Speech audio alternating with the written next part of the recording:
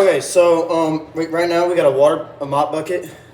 We got some Dawn dish soap, and the plan is just to use a wet rag, like a rag, to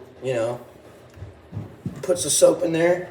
Use the medium brush, and then just to clean it all off, and hopefully it gets it all. So, let's get into it. Look how satisfying this is, bro. Oh shoot.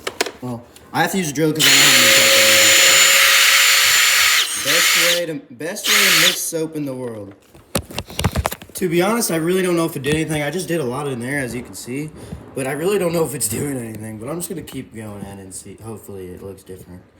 Hopefully. So this is what it looks like right now after I just got done cleaning. It doesn't really look like much, but I'm gonna come back with metal polisher and polish it all up. So yeah, now time to put it back in the truck.